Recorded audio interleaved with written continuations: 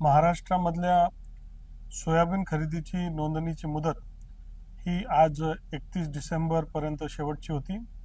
ती अनेक लोकप्रतिनिधी शेतकऱ्यांची मागणीमुळे ती मुदत 7 दिवसांनी आपल्याला आता वाढवण्यात येत आहे। आणि ही सोयाबीनची खरेदी आपल्याला माहिती आहे की नाफेड आणि NCCFच्या माध्यमातून ही किमान आधारभूत किंमत म्हणजे आपण MSP ज्याला म्हणतो त्या निमित्ताने होत होती। महाराष्ट्रामध्ये जवळपास 561 केंद्र आपण सुरू केलेत आणि अजून गरज भासल्यास अजूनही आपण सुरू करू शकतो। मला वाटतं की महाराष्ट्रामध्ये ही सर्वात मोठी खरेदी जवळपास आतापर्यंत महाराष्ट्र सरकार माननीय देवेंद्र फडणवीस साहेबांच्या नेतृत्वाखाली ही आतापर्यंतची 75 वर्षामध्ये सर्वात मोठी खरेदी आहे। 3,34,331 मेट्रिक टन ही सोयाबीन खरेदी झालेली आहे। जवळपास 6,69,705 शेतकरी यांच्याकडनं ही खरेदी झालेली आहे आणि या खरेदीच्या माध्यमातून शेतकऱ्यांना फार मोठा दिलासा मिळालेला आहे। ही मागच्या वर्षी म्हणजे आज यावेळेस आपण रेट 4,892 असा रेट देतोय।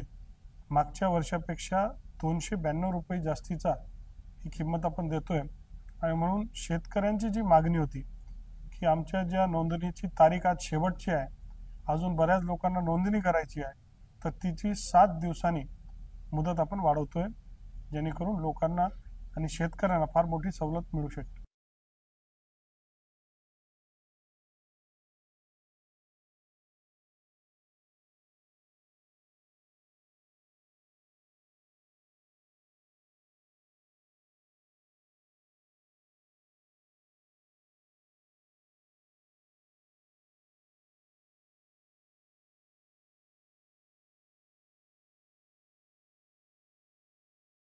महाराष्ट्र सरकारची नवीन स्थापना झाल्यानंतर राज्याचे यशस्वी मुख्यमंत्री देवेंद्र फडणवीस साहेबांच्या नेतृत्वाखाली पणन व राजशिष्टाचार विभागाची जबाबदारी मी ग्रहण केली आहे आणि या माध्यमातून सामान्य शेतकऱ्यांना केंद्रबिंदू ठेवून विविध घटकांना न्याय देण्याचा प्रयत्न आमचा राहणार आहे।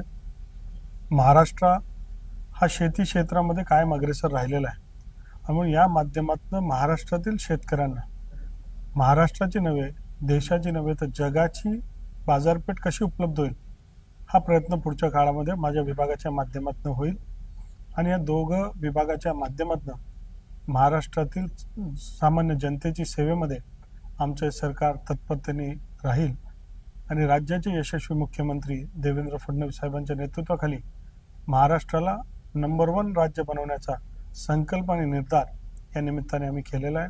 आपल्या सगळ्यांच्या सदिच्छा आशीर्वाद सदैव आमच्या पाठीशी राहतील हा विश्वास या निमित्ताने व्यक्त करतो। जय हिंद, जय महाराष्ट्र।